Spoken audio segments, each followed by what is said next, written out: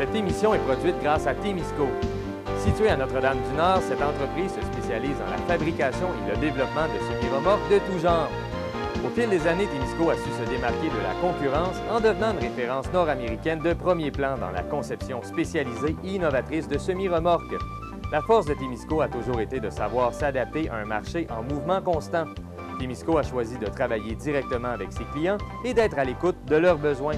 Ces dernières réalisations, équipements pour le transport de tours et de pales d'éoliennes, des fardiers conçus pour une charge de 70 tonnes jusqu'à 100 tonnes, des remorques à courroie conçues pour le transport de minerais, pierres, sable, asphalte et autres. Témisco adresse ses remerciements les plus sincères à tous ses collaborateurs. Merci à tous nos employés, merci à tous nos clients, merci à tous nos fournisseurs. Merci à tous ceux et celles qui, de près ou de loin, ont participé au succès de Témisco. Témisco, à la mesure de vos besoins. Cette semaine à InfoTémis, défi zéro déchet pour la 18e édition de la Semaine québécoise de réduction des déchets. Je veux voir Miusov, un cadeau pour les 25 ans du Théâtre de la Loutre. TV Témis participe au congrès de la Fédération des télévisions communautaires autonomes du Québec. Et une fiche parfaite pour les pirates de Ville-Marie.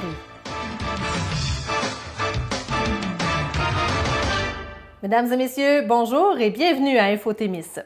La Semaine québécoise de réduction des déchets est de retour pour une 18e édition du 20 au 28 octobre à travers tout le Québec.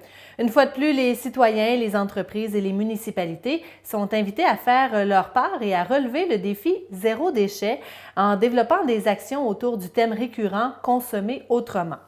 Des gestes simples, des actions tangibles, des efforts partagés entre l'industrie et les consommateurs sont la clé pour atteindre l'objectif zéro déchet. La Semaine québécoise de réduction des déchets, la SQRD, a vu le jour au début des années 2000. Né d'un partenariat avec le Recycle Council de l'Ontario, cet événement qui fait alors la promotion des 3 RV, c'est-à-dire réduction, recyclage, réutilisation et valorisation, pose clairement la problématique de la gestion des déchets pour les années futures, tout en proposant des pistes de solutions innovantes.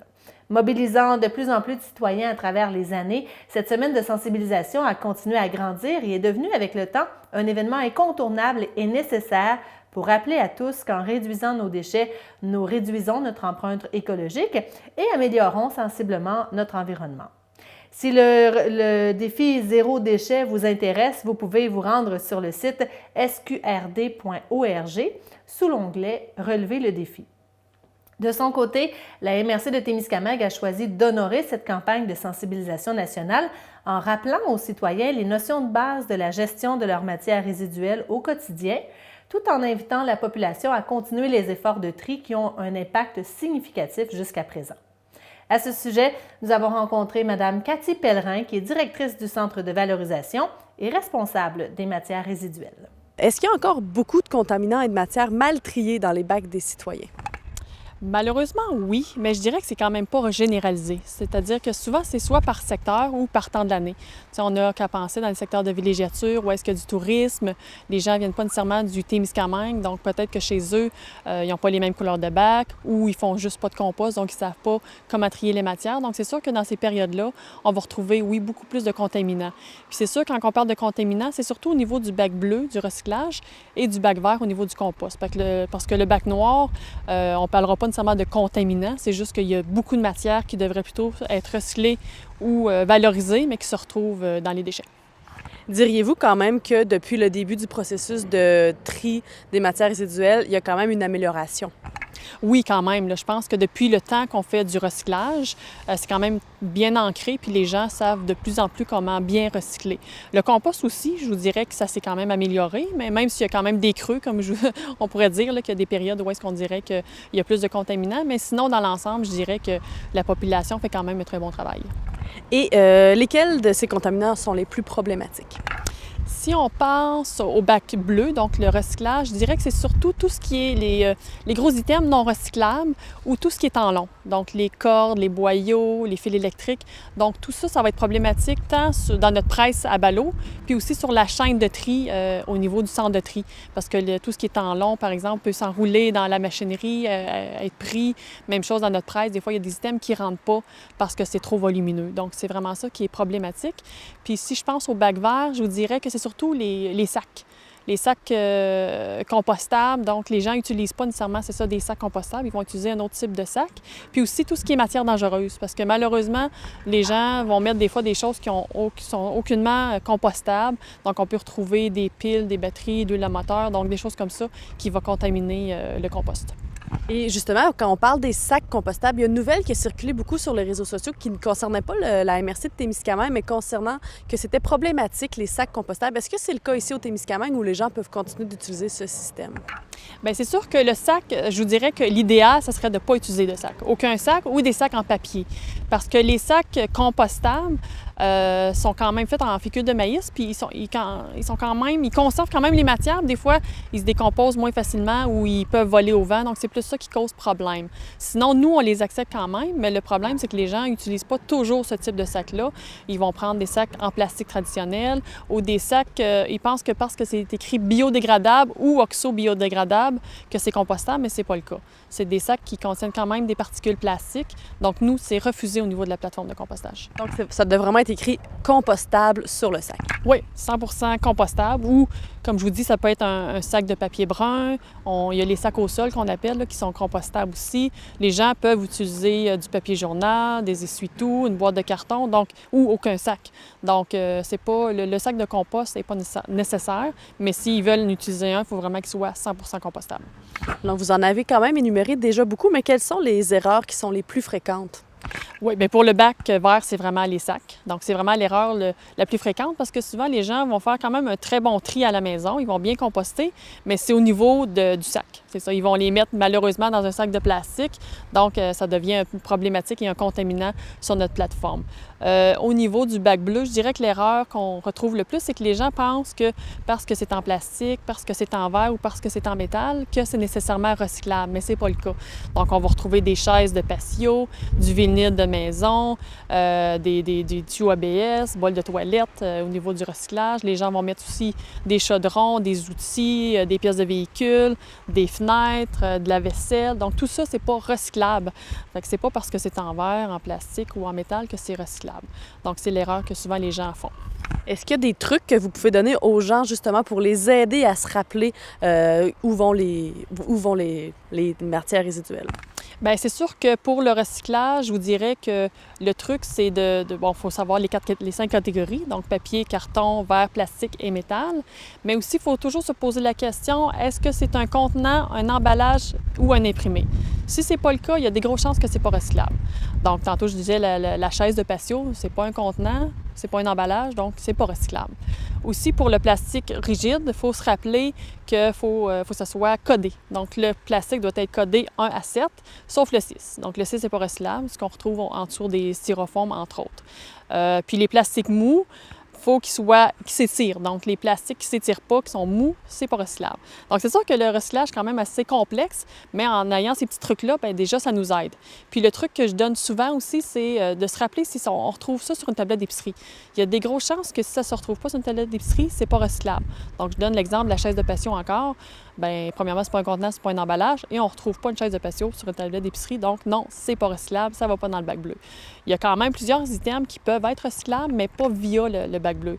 Donc, tout ce qui est jouets, tout ce qui est pneus, tout ce qui est produits électroniques, les piles, tout ça, c'est pas recyclable dans le bac bleu, mais ça peut quand même être apporté et ça doit être apporté dans les éco-centres pour être recyclé. Donc, bardeaux d'asphalte, piles, propane, huile usée, tout ça, ça va dans les éco-centres et dans aucun des bacs. Donc, il faut éviter de continuer à les mettre parce que j'imagine que vous en trouvez encore parce qu'on n'a pas parlé beaucoup du bac noir, mais qu'est-ce qu'on retrouve principalement dans le bac noir qui est problématique? Bien, c'est tout ce qui est recyclable et compostable, dans le fond. C'est tout ce qui devrait être retiré de ce bac-là. Parce que sinon, quand on pense aux déchets, on ne devrait pas retrouver tant de matière que ça parce qu'il y a beaucoup d'items qui sont recyclables, mais que les gens, soit qu'ils ne le savent pas ou ne veulent pas faire d'effaires, donc c'est plus facile de le mettre dans un seul bac, point. Fait que, mais c'est ça. Dans le fond, c'est vraiment les contaminants, c'est du recyclage et du compost. Et d'ailleurs, y a-t-il toujours un inspecteur des bacs et quel est son rôle? Oui, c'est ça. On fait de l'inspection des bacs, puis le rôle, bien, comme c'est là, c'est de donner des billets de courtoisie, mais pour éventuellement en arriver aux infractions, là, parce que c'est beau donner des billets puis tout ça, mais à un moment donné, il faut que ça change les habitudes parce qu'il y en a des fois que même avec le billet de courtoisie, il n'y a pas nécessairement de changement. Donc, on veut vraiment conscientiser la population à bien trier leur matière. Et éventuellement, on vise d'aller vers des amendes? Oui, c'est sûr. C'est sûr que c'est le but de la MRC. C'est sûr qu'on aimerait ne pas en arriver là, mais si on n'a pas le choix, parce qu'il y a vraiment des gens qui sont réfractaires, bien, on n'aura pas le choix pour faire diminuer la facture là, des déchets. Et là, il faut dire que c'est pas les gens qui font des petites erreurs qui vont être réprimandés là, à ce moment-là. C'est vraiment qu'on appelle les récurrents, si on veut. Oui, c'est ça. Puis, comme je vous dis, il y en a qui mettent n'importe quoi dans n'importe quel bac puis qui ne veulent pas faire aucun effort. Donc, tout va dans un seul bac, tout va dans le déchet ou tout va dans le compost ou dans le recyclage. Des fois, il y en a qui font juste regarder la couleur du bac dans le calendrier. Puis, c'est le bac vert cette semaine, on met tout dans le bac vert. Ça finit là. Donc, tu sais, on ne donnera pas d'infraction pour quelqu'un qui a fait une erreur ou 2 erreurs. C'est pas ça, mais c'est vraiment ceux qui font aucun effort. Et où on peut référer les gens? Parce que je sais que vous avez développé quand même certains outils, des capsules vidéo, des aides mémoire. Donc, où est-ce que les gens peuvent se référer s'ils ont des questions sur les matières? Sur notre site Internet, c'est sûr que s'ils vont sur notre site, dans la partie le collecte sélective et environnement, vous pouvez retrouver toutes les informations par type de bac, qu'est-ce qui va dans le bleu, dans le vert, dans le noir et tout ça. Donc, il y a le site. Sinon, ils peuvent toujours appeler aussi à l'éco-centre à Fabre pour avoir des informations. Si un citoyen n'est pas certain si ça va dans tel ou tel bac, on est là pour répondre aussi, là. Pour sa 25e année d'existence, la troupe de théâtre de la Loutre nous offre un cadeau datant de sa première année de fondation avec la comédie « Je veux voir Miusov » de Valentin Kataïev, adaptée par Marc-Gilbert Sauvageon. Une belle façon de boucler la boucle de 25 belles années de théâtre amateur au Témiscamingue. Pour l'occasion, la distribution est composée d'anciennes et de nouvelles figures sous la direction artistique de M. Réal Couture, qui est là depuis les débuts du théâtre de la Loutre. Nous l'avons d'ailleurs rencontré lors d'une répétition de la troupe. Cette année, on a choisi « Je veux voir Miusov » parce que c'était la production qu'on avait montée il y a 25 ans. Donc, en 1993, c'est la première production qu'on a réalisée du côté du Théâtre de la Lutte. Alors, pour boucler la boucle de notre 25e anniversaire, on voulait donc reprendre cette production-là et revivre la situation qu'on avait vécue il y a de ça 25 ans. Pourquoi cette pièce-là avait été mise sur pied et donc quel écho ça fait 25 ans plus tard? Bien, dans le fond, c'est un classique du théâtre russe, cette comédie-là. Elle est jouée beaucoup à travers le monde, même actuellement, même si c'est une production qui date des années 50. Elle est reprise d'année en année parce que c'est une comédie qui tourne autour de la bureaucratie russe, mais qui peut aussi se retrouver dans nos situations aussi ici. Donc, toute l'absurdité, c'est des fois des situations bureaucratiques. Alors, il y a des éléments très intéressants à ce niveau-là. Deuxièmement, bien, ce qui est aussi intéressant et un beau défi pour nous du côté du théâtre amateur, c'est le fait que c'est une production qui met en scène 10 comédiens et comédiennes. Donc, ça permet à plusieurs personnes de pouvoir jouer et de faire l'expérience du théâtre. La troupe, après 25 ans, c'est quand même assez régénéré, si on veut, pour cette année.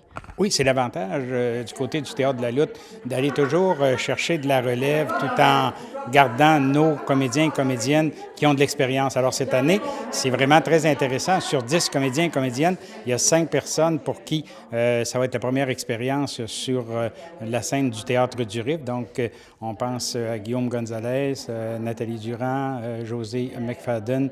On pense aussi à Émile Barrette et Lisandre Rivard. Et bien sûr, on retrouve nos habitués, Joanne Bergeron, Maud Alain, Pierre Giarraud, Fanny Poulain et Maud Alain. On est exactement à 2 semaines de la première, jeudi le 1er novembre. Donc, il y a beaucoup de fébrilité. On avance bien du côté des répétitions. Alors, ce soir, d'ailleurs, on va faire un premier enchaînement de l'ensemble de la pièce. Alors, tous les aspects de détail ont été réalisés. Maintenant, c'est de consolider tout ça, de travailler avec l'équipe pour qu'on se sécurise au niveau du jeu. Donc, à ce niveau-là, ça avance très bien. Il nous reste quelques répétitions pour effectivement faire des enchaînements et permettre que le produit soit terminé, puis qu'on puisse vous offrir un spectacle où l'humour va être très présent. Et bon, en 25 ans, là, on le sait que le public témiscamien est très présent lors de vos présentations. On parle de 3 représentations, pratiquement ça le compte. Qu'est-ce qui explique là, cet engouement-là pour le théâtre au Témiscamingue? Oui, ça, c'est très intéressant, mais je pense qu'il y a toute une historique le théâtre qui s'est fait en milieu scolaire, le fait que le Théâtre de la lutte soit là déjà depuis 25 ans a permis effectivement que le public devienne fidèle à nos productions. Et nous, on le souligne régulièrement, on a pris le créneau de la comédie parce qu'on est une troupe de théâtre amateur, donc on n'a pas nécessairement la formation au niveau du jeu. Et pour nous, l'approche comédie est plus intéressante. Et d'ailleurs, les gens font ça comme hobby. Donc, à un moment donné, on veut aussi se détendre tout en travaillant sérieusement les productions parce que c'est tout de même tout près d'une centaine d'heures de travail, hein, une production de cet ordre-là. Pour le 25e, et depuis quelques années, vous êtes au Théâtre du Rift, mais il y a eu tout un cheminement aussi là, en 25 ans au niveau du lieu de diffusion. Ah oui, c'est sûr qu'à un moment donné, je prenais toujours l'expression, dans le temps, on était comme un peu des itinérants. Là. On changeait régulièrement de lieu, qu'on pense de ça, l'église, centre communautaire, les écoles. Donc, on a produit dans à peu près toutes les salles au niveau du Témiscamingue pour arriver, bien sûr, au Théâtre du Rift. Et là, vraiment, c'est très intéressant de se produire dans une salle professionnelle. Là. Justement, qu'est-ce que ça l'apporte là, comme nouveau niveau là, d'être dans une salle professionnelle? Bien, d'abord, pour le public, hein, pour le public, il y a l'aspect du confort, l'aspect aussi de la visibilité. Hein, avec le Théâtre du Rift, les gens qui soient placés un peu partout voient très, très bien. Ce qui n'était pas souvent le cas dans d'autres salles. Ça causait toujours des problèmes, particulièrement du côté du théâtre, parce que souvent, quand il y a des scènes où les gens sont assis, si on n'a pas une bonne visibilité, bien, on perd le jeu des comédiens et comédiennes et bien sûr de bénéficier de tous les aspects techniques, l'éclairage, le son de grande qualité. Et dans une salle comme celle du Théâtre du Rift, bien, la projection au niveau de la voix est excellente. Donc, tous ces éléments-là, c'est un plus pour nos productions. Alors, donc, en terminant, peut-être rappeler quand ça se produit, le type de la pièce et pourquoi on devrait y aller. Oui, alors c'est bien sûr les 1er, 2 et 3 novembre prochains. C'est une comédie de Valentin Kataïev qui a été adaptée par Marc-Gilbert Sauvageon et qui s'appelle « Je veux voir Miusov ». Donc, c'est une comédie, dans le fond, qui se passe dans une maison de repos. Une maison de repos, c'est la maison des tournesols, et où habituellement on reçoit des personnalités, des hauts fonctionnaires. Et à un moment donné, un petit fonctionnaire se présente parce qu'il a besoin d'une signature d'urgence de Miusov, mais il ne peut pas entrer compte tenu qu'il n'est pas une personnalité. Alors, il va revenir et il va développer un subterfuge en prenant le nom.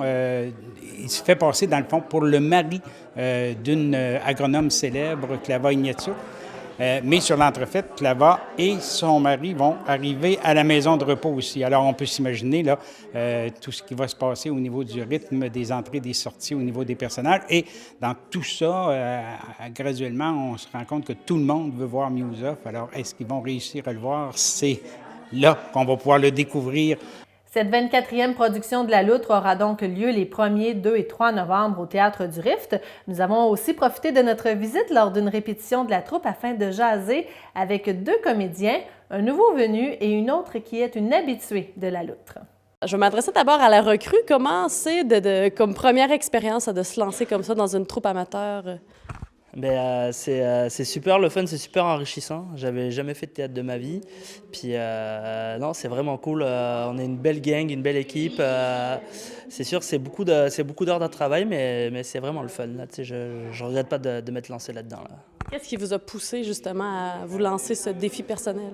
C'est une bonne question. En fait, chaque année, quand tu es au Témiscamingue, tu vois que c'est que des gens que tu connais sur la scène. Puis chaque année, je voyais des gens, puis je me disais, ça a l'air d'être le fun. Je suis sûr, j'aimerais ça monter sur les planches avec eux, mais j'osais jamais faire le saut. Puis en fait, cette année, c'est Fanny qui m'a recruté, qui est déjà commence à être une doyenne du Théâtre de la Loutre.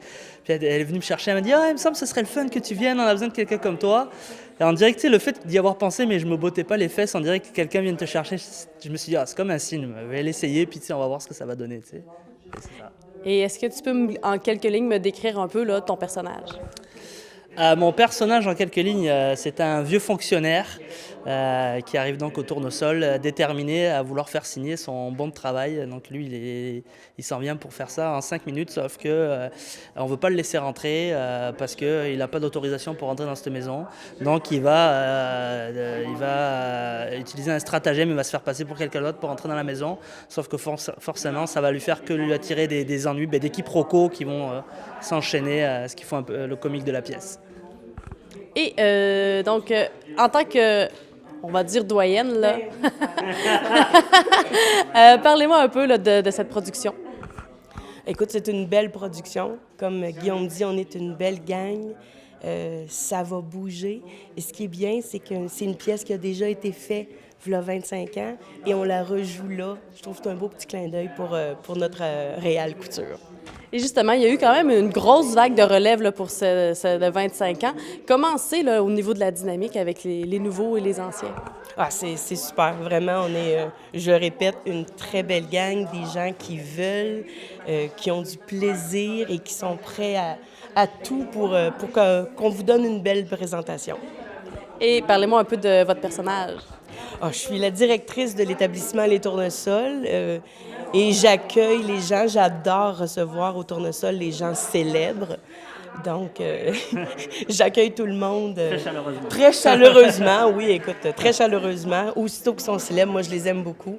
Et je mets un peu le trouble, justement, parce qu'il y a des personnages qui se font passer pour d'autres. Donc, c'est pas évident pour moi, là. Je vais peut-être revenir un peu sur votre carrière au sein du Théâtre de la Loutre. Vous êtes à votre combienième année là, avec la Loutre? J'ai fait les nonnes pendant 5 ans. Ensuite, j'ai jamais arrêté d'en faire après ça. J'ai fait le 20e. J'ai fait à peu près une dizaine d'années, là, à peu près au Théâtre de la Loutre. Et il y a 10 ans, qu'est-ce qui vous a poussé là, à vous investir dans une troupe de théâtre? Bien, on a commencé avec Les Nonnes. C'était une comédie musicale. C'était la première fois qu'on faisait ça au Théâtre de la Loutre. Puis, on était les cousines. On sait que les nonnes, ce sont un paquet de cousines bergerons qui chantent et qui chantonnent. Et puis, c'est ça qui m'a décidé à embarquer dans le théâtre.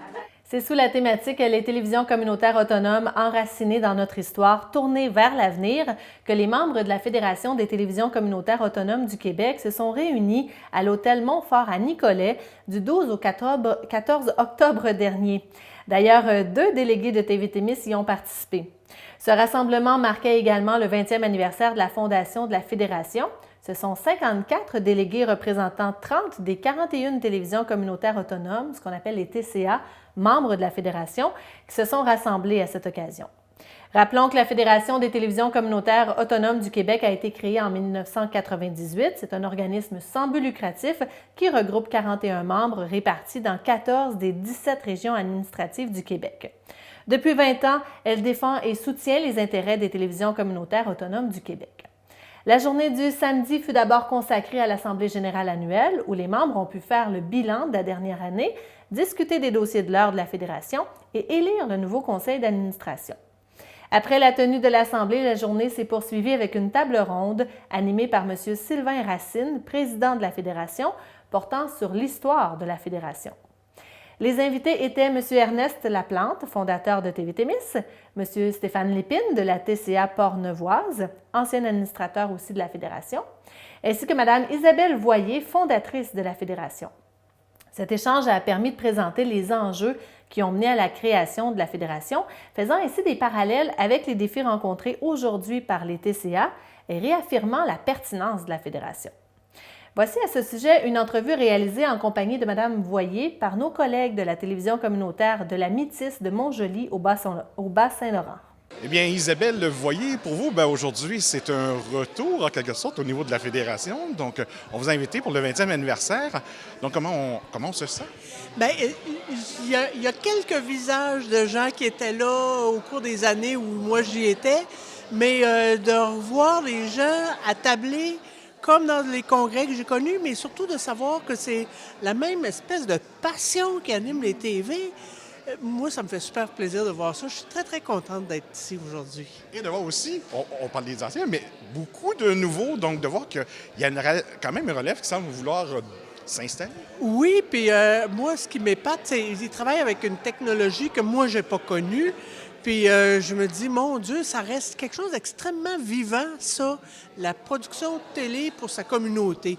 Alors oui, de voir qu'il y a toujours une relève, ben c'est tant mieux, tu sais, mais de toute façon, le besoin de communiquer, il va toujours être là. Et il faut dire, donc, c'est vous finalement, avec plusieurs bénévoles, plusieurs gens de TV qui avaient lancé la fédération. Donc, de voir le 20e anniversaire aujourd'hui, donc, ça nous fait quand même un petit pincement. Ah ben en tout cas, je vais dire une phrase cliché, là, ça ne nous rajeunit pas, mais oui, 20 ans, c'est extraordinaire. Il y a 20 ans, si on avait su qu'il y aurait encore un congrès 20 ans plus tard, on n'aurait jamais osé se projeter comme ça. Parce qu'il faut quand même l'avouer, ça n'a pas nécessairement été une mission facile. Ça n'a pas été une mission facile. Ça a été, il y avait beaucoup de travail à faire, mais le besoin d'avoir un regroupement des télévisions communautaires autonomes au Québec, il était tellement puissant, puis il était tellement pertinent que, dans le fond, c'est pas si difficile comme mission. Mais il y a du travail, il y a des combats. Dans le sens que dans le temps aussi, bon, il y avait plusieurs regroupements. Il y avait la PTQ, le ROC, etc. Donc, de réussir à démontrer que la fédération avait sa place, devait naître, ça ne devait pas être évident. Mais le ROC, il n'existait plus depuis plusieurs années. Dans le fond, ce qui restait, c'était l'APTQ, qui était l'Association des programmateurs de télévision communautaire opérés par les câblo-distributeurs. Les télévisions communautaires autonomes avaient une petite place là-dedans, mais sans vraiment de pouvoir, et surtout pas dans un rapport égalitaire avec, dans le fond, l'entreprise qui détenait les droits sur les ondes. Donc, oui, c'était difficile, mais le besoin, la légitimité d'avoir un regroupement qui était fait à notre mesure, elle était là. Et un défi qui existait il y a 20 ans demeure toujours présent, le financement. Donc ça, est-ce qu'on va espérer en venir à bout? Je ne doute pas que ce soit un défi. Et Stéphane Lépine de Saint-Raymond-de-Portneuf me disait que son financement du ministère de la Culture et des Communications était de 37 000, je crois. C'est très, très, très en dessous de ce que le gouvernement s'était donné comme seuil pour financer les organismes communautaires, dont les médias communautaires. Je vois que depuis plusieurs années, ça n'a pas bougé. Puis, je sais pas, c'est vraiment encore la grande bataille, là. Parce que si je me rappelle pas, dans le cas du 10e, on disait de ça là, bon, on avait fait une mini-étude, puis on disait que ça prendrait au moins 75 000 minimum pour respecter de la mission. Ouais. 10 ans plus tard, on est encore loin de là. Puis je suis sûr que ça prend pas juste 75 000 pour respecter la mission, là, t'sais. Fait que ça, je comprends pas que le ministère de la Culture et des Communications avance pas et évolue pas dans ce sens-là. Je pense que c'est un beau combat pour vous autres pour les quelques prochaines années. Et qu'est-ce que vous diriez justement à ces valeureux combattants qui sont là semaine après semaine? Il faut toujours y croire. Puis il faut toujours croire au combat qu'on mène aussi. Il ne faut pas se décourager. Puis Ernest Laplante, il disait la résistance par le travail. Bien, je pense que oui. La preuve par l'existence. Donc, continuer à faire de la TV envers et contre tout. Et avec la technologie maintenant, si on ne l'a pas sur son téléviseur, au moins on peut le trouver sur Internet. Oui, même sur des téléphones maintenant. Là. Donc, vous suivez toujours votre programmation locale par votre TVC? Ah oui, absolument. Moi, chez nous, je ne changerai pas de technologie. Je veux garder mon Vidéotron parce que je veux garder ma télévision communautaire. Donc, à la Fédération, on peut leur dire encore un beau 20e? Oui. Longue vie au TVC. Lors de ce même congrès a eu lieu la première édition des prix Reconnaissance ayant pour objectif de souligner les réussites des TCA qui ont su se démarquer dans les dernières années. 3 télévisions ont reçu un prix Reconnaissance. Madame Amélie Hintz, directrice de la Fédération, nous donne plus de détails. Oui, bien cette année, en fait, la Fédération fêtait son 20e anniversaire. Donc, on a voulu instaurer quelque chose de nouveau, entre autres pour la soirée du samedi. On a commencé à remettre des prix reconnaissance pour souligner le travail exceptionnel qui avait été fait par les télévisions durant l'année. Et comme c'était une première expérience, êtes-vous satisfait là, de la participation des télévisions? Oui, très satisfait. C'était la première année, donc on ne savait pas trop comment orienter ça. Ça nous a donné des bonnes bases pour l'année prochaine. On a déjà trouvé des catégories qui vont revenir l'an prochain. Donc, ça va certainement aider les membres, en fait, à soumettre des projets dans les catégories qu'on va pouvoir donner. Et justement, pouvez-vous nous faire un survol des 3 lauréats? Oui, donc télévision en Gaspésie, Télé Soleil a commencé en fait à faire une émission jeunesse avec les jeunes je pense qu'il y avait de 11 à 16 ans et c'est les jeunes qui ont fait l'émission de A à Z, donc la caméra, le montage, les questions, l'animation, ils ont tout fait, puis c'est une émission qui a vraiment beaucoup pogné, donc ils vont recommencer l'an prochain pour une deuxième année avec d'autres jeunes et ceux qui l'ont déjà fait, donc on trouvait ça très intéressant justement pour souligner l'implication des jeunes, la relève dans les télévisions communautaires. Le deuxième lauréat, c'était la télévision Au cœur des Laurentides qui, cette année, ont agrandi leur territoire, quelque chose de plutôt rare pour une télévision qui réussit à aller chercher des communautés supplémentaires grâce à la participation de leurs câblo-distributeurs. Ils ont aussi fait un nouvel événement de financement qui était un lancement de programmation par la même occasion, qui a vraiment rallié la communauté puis le monde des affaires. Donc, on trouvait ça intéressant de pouvoir le souligner. Et finalement, le troisième lauréat, c'était la télévision de Waterloo qui, grâce à leur participation dans une mobilisation sociale, ont aidé la communauté à sauver le CHSLD. Donc, en donnant une voix à la communauté, en leur donnant les ondes de la télévision, ils ont vraiment participé à un mouvement social qui a fait changer d'idée le ministre de la Santé. Donc, ils ont sauvé le CHSLD. On trouvait ça très intéressant de souligner le fait qu'une télévision communautaire, c'est à ça que ça sert, puis que ça permet en étant impliqué dans son milieu, ancré dans sa communauté, ça permet vraiment des changements sociaux. Direz-vous que le fait d'avoir souligné ces 3 beaux exemples va avoir un peu un effet de levier et de motivation sur les autres télés pour l'an prochain? Oui, j'espère que oui. Puis j'espère que ça va en fait ouvrir des portes et puis ça va permettre aux autres télévisions de voir un petit peu qu'est-ce qui se fait ailleurs, mais aussi de les encourager à nous soumettre des bons coups qu'eux, ils font dans leur communauté parce qu'on sait qu'il y en a, toutes les TV en font à chaque année. Évidemment, on fait des choix parce qu'on ne pourrait pas remettre 41 prix à chaque année, mais on espère que ça va motiver les gens là, à nous soumettre des projets. Et encore une fois, cette rencontre, qu'est-ce qu'elle a allumé chez les participants? Je pense que les membres ils ont vraiment apprécié de pouvoir entendre un peu l'historique, le pourquoi c'était important à cette époque-là, la fédération. Puis ça a permis de faire des liens avec aujourd'hui, pourquoi c'est encore important, parce que les enjeux, bien qu'ils changent, il y a des choses qui restent les mêmes. L'importance de se regrouper ensemble pour parler des défis qui s'en viennent, pour pouvoir les surmonter. Ça, c'est quelque chose qui ne change pas. Puis je pense que ça l'a fait réaliser aux gens l'importance d'un regroupement comme le nôtre. Et justement, quels sont les défis à venir là, pour la Fédération et pour l'ensemble des télévisions communautaires autonomes? Pour les télévisions en particulier, ça va être évidemment le numérique, je pense. On en parle beaucoup. Ça va être de réussir à faire découvrir notre contenu c'est un contenu très niché, les nouvelles locales. Puis on est parmi les seuls qui en fait encore aujourd'hui. Donc je pense que c'est extrêmement important, mais il faut réussir à faire connaître, à faire voir ce qu'on produit. Puis avec le web, il y a tellement de choses sur Internet que c'est ça qui est difficile, se démarquer, puis que les gens voient ce qu'on produit. Donc ça, je pense que c'est le principal défi.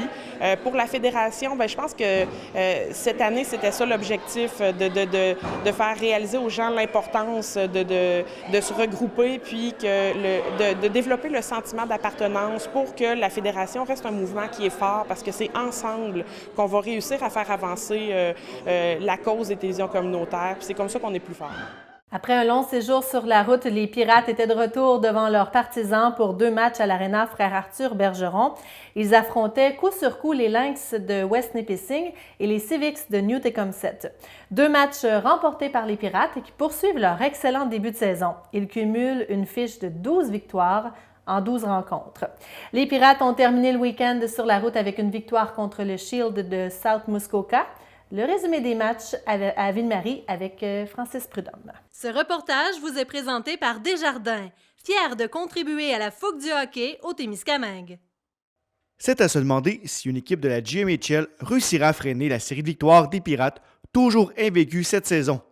La semaine dernière, les hommes d'Alain Mercier ont collé 2 victoires consécutives devant les Partisans. La séquence a bien failli se terminer le 18 octobre, alors que les Pirates l'ont emporté en tir de barrage contre les Lynx de West Nipissing. Puis, le 20 octobre, Ville-Marie a signé une victoire convaincante de 9-3 contre les Civics de Newtecomset.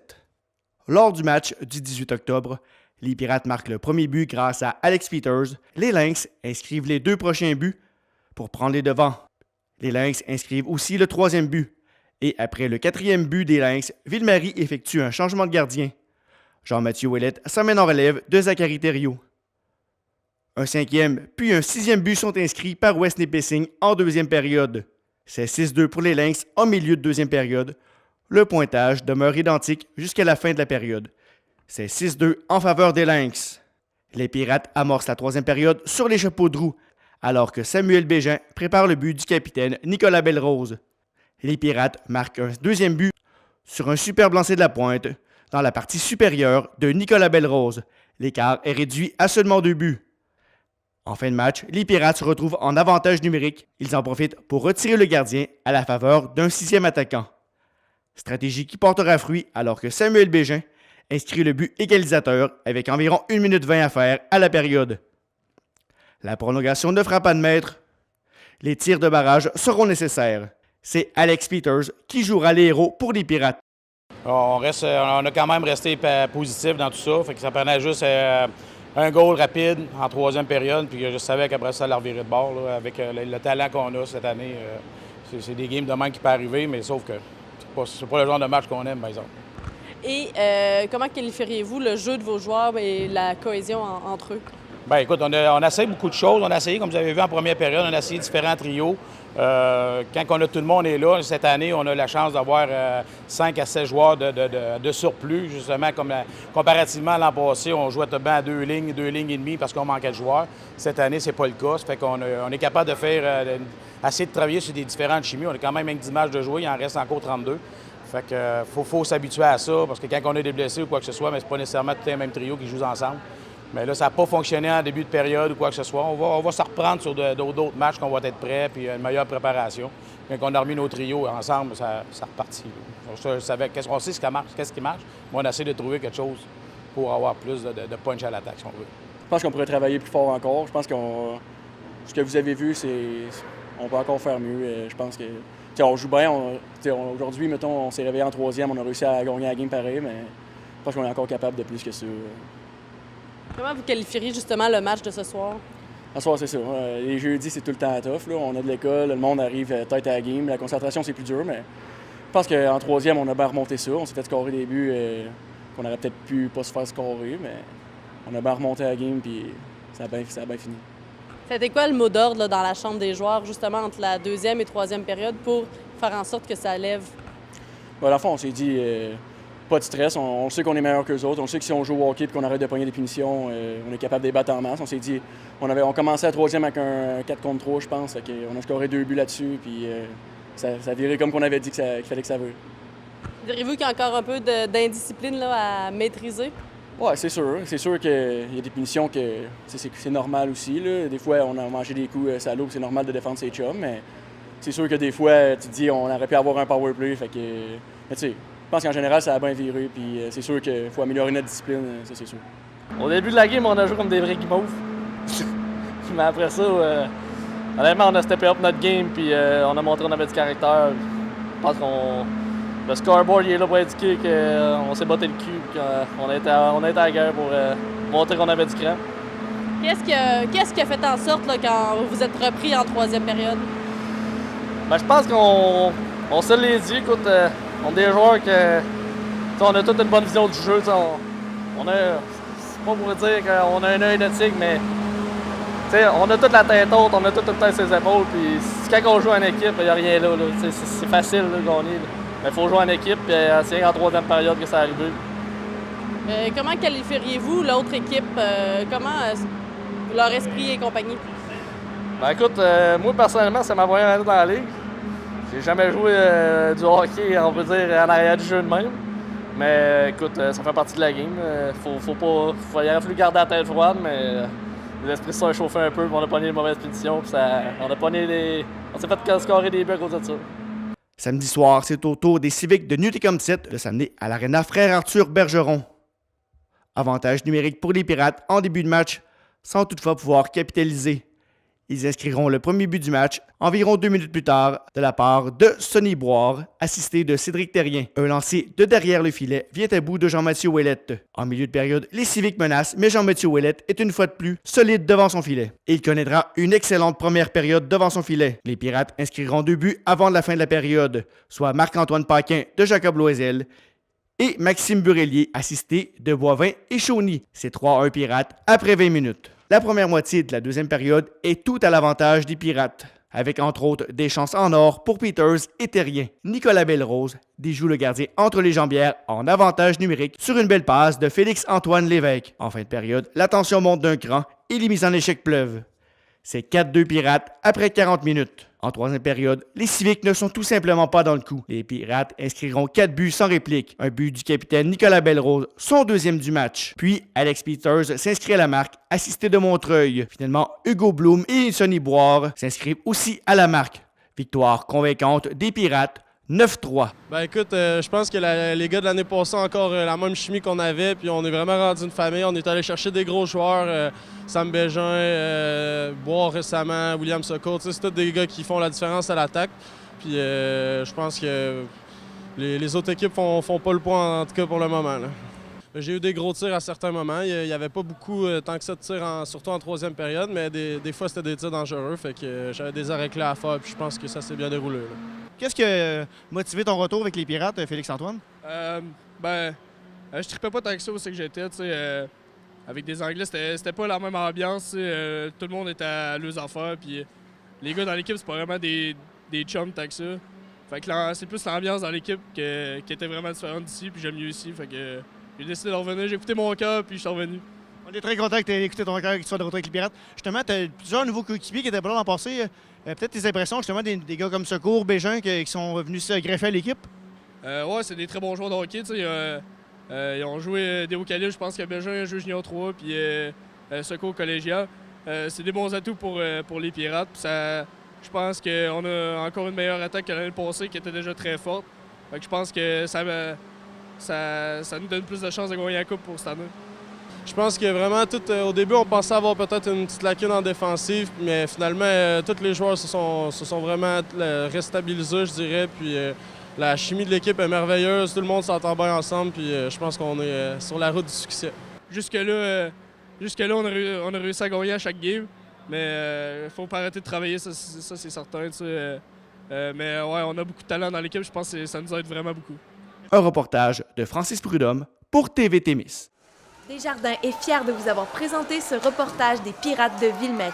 Desjardins, là pour contribuer au mieux-être des individus et des collectivités. La séance ordinaire du Conseil de la MRC de Témiscamingue du mois d'octobre se tenait le 17 octobre dernier. Et en voici un bref résumé. Les élus se sont positionnés et ont statué sur l'enregistrement audio des séances du Conseil. Ainsi, dès que la technologie requise sera en place, il sera possible d'accéder à ces enregistrements sur le site Internet de la MRCT. Au cours des dernières semaines, les dirigeants de la Caisse des Jardins du Témiscamingue ont rencontré les élus de 4 localités, soit La Tulipe-et-Gaboury, La Verlochère-Anglier, Rimini et Saint-Bruno-de-Guigue, pour leur faire part des changements apportés à la desserte des services des jardins dans leur milieu. Lors du conseil de la MRC, ces élus ont tenu à exprimer à leurs collègues leur grande déception face à Desjardins, principalement d'avoir été mis devant le fait accompli des changements qui seront effectifs à court terme dans leur municipalité. Leur inquiétude portait aussi sur l'effet d'entraînement que causent ces changements sur les autres services de proximité de leur milieu. L'ensemble des membres du Conseil partagent ces inquiétudes et c'est pourquoi ils adressent une demande de rencontre aux dirigeants de la Caisse des Jardins du Témiscamingue et demandent qu'un représentant de la Fédération des Caisses des Jardins du Québec participe à cet échange. Concernant le dossier de la piscine, la MRC a déposé aux élus un rapport préliminaire documentant les diverses alternatives dans ce projet. Les conseils municipaux de chacune des localités sont invités à prendre connaissance de ce rapport en vue de se positionner par résolution pour un engagement local à poursuivre le dossier. Ce positionnement municipal permettra à la MRC d'évaluer la force du nombre quant à la poursuite du dossier au niveau territorial. En lien avec l'actualité au sujet de la légalisation du cannabis, les élus ont choisi d'attendre la position du nouveau gouvernement provincial avant d'émettre une réglementation au niveau local et ou territorial. Au cours de la séance aussi, le Conseil a procédé à la nomination de la greffière, Mme Jessica Morin-Côté, avocate, à titre de secrétaire trésorière adjointe de la MRCT. Finalement, l'organisation a posé un geste vert de plus en octroyant l'achat d'une voiture électrique qui bénéficiera aux divers services de la MRCT. Et comme je viens de vous le mentionner, le Conseil de la MRC de Témiscamingue a adopté une résolution pour procéder à l'enregistrement audio de ses propres séances. Il maintient toutefois le règlement qui interdit aux médias d'enregistrer ou de filmer les séances, une résolution qui date de 2014, alors qu'Arnaud Varolin était préfet. Selon les informations des journalistes de Radio-Canada, Pierre Côté et Tania Neveu, cette position de la MRCT est dénoncée par la Fédération professionnelle des journalistes du Québec, la FPJQ. Le président Stéphane Giroux juge que cela brime la liberté de presse et le droit du public à l'information. Dans un communiqué de presse, le président indique que les municipalités et les MRC ne devraient pas empêcher les journalistes de faire leur travail. La Fédération considère que la MRC de Témiscamingue est devenue un des pouvoirs publics les plus opaques de la province, décrivant cette situation de complètement inacceptable. Selon la préfète de la MRC de Témiscamingue, Claire Bolduc, une personne malveillante dans le passé a déjà enregistré la séance et fait un montage des propos des élus. La nature de ceux-ci aurait été dénaturée. Madame Bolduc veut éviter qu'une pareille situation se reproduise. Elle garantit par contre que les enregistrements qui seront faits par et demeureront la propriété de la MRC seront rapidement mis en ligne. Aussi, les segments et les enregistrements seront fournis rapidement aux personnes, aux journalistes particulièrement, qui en feront la demande. Notons en terminant que la direction doit toutefois évaluer les coûts avant que ce changement soit effectif.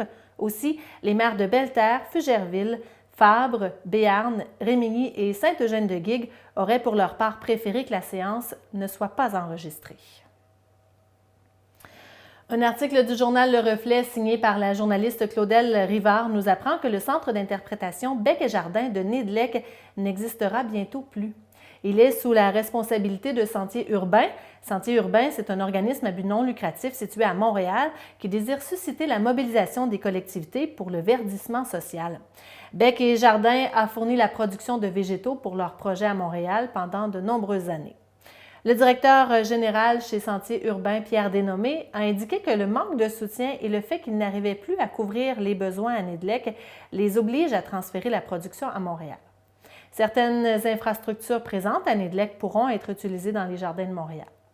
L'ornithologie est l'un des volets importants du centre d'interprétation Bec et Jardin. Il représente 50% des attraits touristiques de celui-ci. Actuellement, le problème vient du fait que Sentier Urbain n'arrive pas à trouver une personne responsable qui pourra entretenir les oiseaux durant la période hivernale. Ils désirent quelqu'un de fiable car depuis 7 à 8 ans, ils ont beaucoup de difficultés à combler le poste.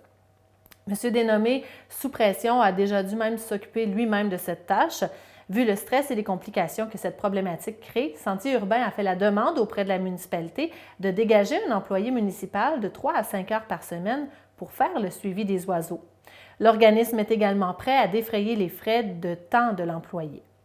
Lynn H., mairesse de Nédelec, se désole de la tournure des événements, précisant, et je la cite, « Nous possédons 2 attractions touristiques dans notre municipalité et le centre d'interprétation Bec et Jardin offrait de belles activités et était très prisé. Il est dommage que Sentier Urbain ait pris la décision de fermer le projet à cause de ce malentendu. Nous avons toujours accordé notre appui à M. Dénommé au meilleur de nos possibilités. » Fin de la citation. Toujours selon l'article de Claudel Rivard, Pierre Dénommé avait également demandé à la municipalité de s'occuper des payes de l'employé que celui-ci rembourserait de manière régulière. La municipalité de Nédelec était plus que favorable à cette demande, mais ne pouvait dégager un employé municipal pour le faire. Premièrement, Nédelec ne possède qu'un seul employé municipal. Celui-ci ne désirait pas voir son nombre d'heures de travail augmenter et les tâches auraient donc dû s'effectuer sur les heures normales de bureau. Le problème est que lorsqu'il s'occupe de l'entretien du centre d'interprétation de Bec et Jardin, il n'y a plus personne pour travailler pour la municipalité. De plus, vu le déneigement pour se rendre sur les lieux, il se doutait que les 3 à 5 heures augmenteraient sûrement en période de tempête de neige. Vu la complexité de la situation, la municipalité a accepté toutes les demandes de M. Dénommé, mais en lui demandant d'engager la personne de son choix, autre que l'employé municipal, pour la réalisation de la tâche. Le centre d'interprétation ne fermera pas cette année car il doit y avoir transfert de la production et des infrastructures vers Montréal. Cependant, les terrains de l'organisme ainsi que celui de Bec et Jardin sont mis en vente dès cet automne. Les démarches sont enclenchées et devraient encore être ouverts l'été prochain vu les différentes étapes pour déménager l'ensemble des installations. La Direction de santé publique du Centre intégré de santé et de services sociaux, le CIS de l'Abitibi-Témiscamingue, informe la population que les résultats régionaux de l'enquête québécoise sur le développement des enfants à la maternelle 2017, c'est-à-dire le EQDEM 2017, sont maintenant disponibles. Les dernières données remontant à 2012, cette enquête permet donc la mise à jour d'informations sur le développement des enfants à la maternelle. Dans la région, l'enquête a recueilli des informations concernant près de 1600 enfants fréquentant la maternelle 5 ans en 2016-2017, ce qui représente, imaginez, un taux de réponse de 97 %. Le succès de l'enquête repose sur l'excellente collaboration du réseau scolaire et plus particulièrement des 105 enseignantes et enseignants de la maternelle qui ont accepté de remplir un questionnaire pour chacun de leurs élèves. On apprend ainsi qu'en Abitibi-Témiscamingue, en 2017, 26 % des enfants de la maternelle sont considérés vulnérables dans au moins un domaine de développement, une situation qui est similaire à ce qui avait été observé en 2012 et qui se compare également au reste du Québec. Dans l'ensemble, le portrait régional de 2017 ressemble à celui du reste du Québec, exception faite du domaine de la maturité affective, où la proportion d'enfants vulnérables se révèle moins élevée en région que dans le reste du Québec. Dans les semaines à venir, la Direction de santé publique prévoit effectuer une tournée d'information auprès de tous les partenaires et acteurs concernés par la petite enfance afin de leur faire part des derniers résultats de l'enquête et les inciter aussi à poursuivre leurs efforts en vue d'améliorer le développement global des enfants avant leur entrée à la maternelle. Le Témiscamingue possède maintenant une joujoutech virtuelle. Plus de 500 items destinés à tous les groupes d'âge sont maintenant accessibles pour location via un site Internet. Tel que décrit par la journaliste Tania Neveu de ici Radio-Canada Régional, les articles comme des jouets, des équipements ou encore des jeux de société sont tous répertoriés et classés au www.joujoutech.ca. La problématique de transport faisait en sorte que certaines personnes voulaient bénéficier de la joujoutech, mais n'y avaient pas accès. Les membres de la joujoutech, peuvent ainsi les réserver et les récupérer selon leur disponibilité. Le point de collecte est situé à Ville-Marie pour le moment. Le regroupement d'entraide sociale du Témiscamingue souhaite toutefois mettre en place des points de service dans les secteurs nord et est du Témiscamingue. La joujoutech du Témiscamingue était fermée depuis octobre 2017 pour pouvoir effectuer ce virage. Je vous rappelle donc l'adresse Internet pour en savoir plus, c'est www.joujoutech.ca. La Société de protection des forêts contre le feu a comptabilisé plus d'incendies de forêt et d'hectares brûlés en Abitibi-Témiscamingue et dans le nord du Québec. Tel que décrit par la journaliste Lise Millette de Radio-Canada Régional, pour l'ensemble de la province, le feu a fait moins de ravages. Pour l'ensemble du Québec, la SOPFEU a combattu 518 feux de forêt, soit 100 de plus qu'en 2017. Ces incendies ont ravagé 28 439 hectares, alors que la moyenne des 10 dernières années était de 34 094 hectares. Cela dit, en Abitibi-Témiscamingue et dans le nord du Québec, les 98 incendies de la présente saison ont brûlé 10 500 hectares contre une moyenne de 7 800 hectares. Avec une fonte lente des neiges au printemps, le temps sec et les températures chaudes de l'été 2018 ont généré une éclosion d'incendies et la foudre a fait naître plusieurs foyers d'incendies cette saison partout au Québec. La SOPFEU parle littéralement de plusieurs passages de front de foudre. L'organisation se réjouit d'ailleurs de constater une baisse du nombre de feux déclenchés par une cause humaine. Les efforts de prévention se poursuivent tout de même. Le 17 octobre dernier marquait la Journée mondiale du don d'organes et de la greffe. Et à cette occasion, Transplant Québec encourage tous les citoyens du Québec qui ne le font pas encore à parler de leur volonté en faveur du don d'organes avec leurs proches. Un autre geste est tout aussi important, soit de consigner ces volontés par écrit dans l'un des registres de consentement. Les donneurs d'organes sont rares. À travers le monde, un peu plus de 1 décès sur 100 survenant à l'hôpital réunit les critères médicaux et légaux pour le don d'organes. Au Québec, cela représente 400 personnes par année si toutes les conditions sont réunies à chaque fois. Ainsi, chaque consentement compte.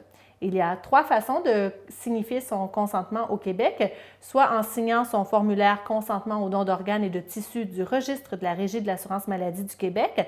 Ce formulaire est joint à l'avis de renouvellement de la carte d'assurance maladie et on peut aussi le commander en composant le 1-800-561-9749.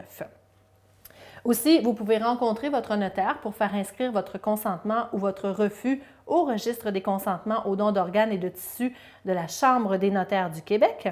Et finalement, vous pouvez signer l'autocollant de consentement à apposer à l'endos de la carte d'assurance maladie lors du renouvellement de votre carte ou encore en le commandant sur le site Signez-don. C'est au www.signezdon.gouv.qc.ca.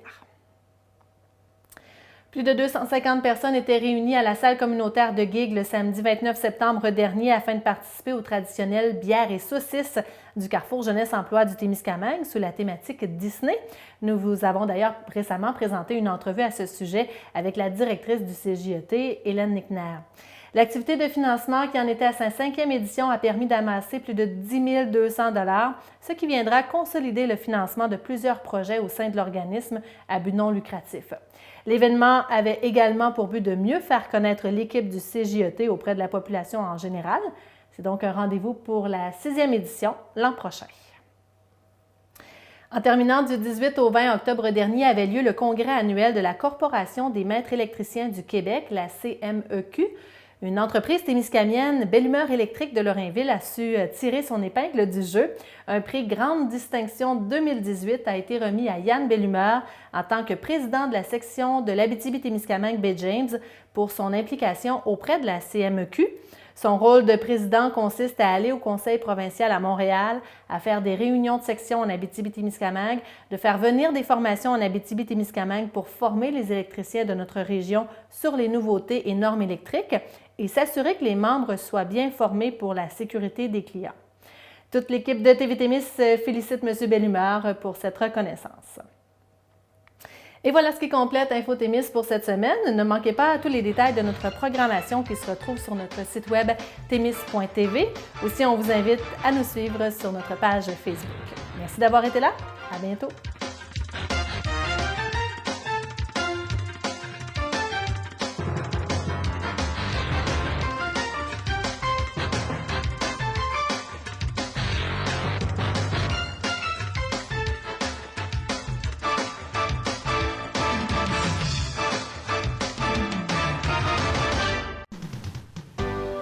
Cette émission est produite grâce à Témisco. Située à Notre-Dame-du-Nord, cette entreprise se spécialise dans la fabrication et le développement de semi-remorques de tout genre. Au fil des années, Témisco a su se démarquer de la concurrence en devenant une référence nord-américaine de premier plan dans la conception spécialisée et innovatrice de semi-remorques. La force de Témisco a toujours été de savoir s'adapter à un marché en mouvement constant. Témisco a choisi de travailler directement avec ses clients et d'être à l'écoute de leurs besoins. Ces dernières réalisations, équipements pour le transport de tours et de pales d'éoliennes, des fardiers conçus pour une charge de 70 tonnes jusqu'à 100 tonnes, des remorques à courroie conçues pour le transport de minerais, pierres, sable, asphalte et autres. Témisco adresse ses remerciements les plus sincères à tous ses collaborateurs. Merci à tous nos employés, merci à tous nos clients, merci à tous nos fournisseurs. Merci à tous ceux et celles qui, de près ou de loin, ont participé au succès de Témisco. Témisco, à la mesure de vos besoins.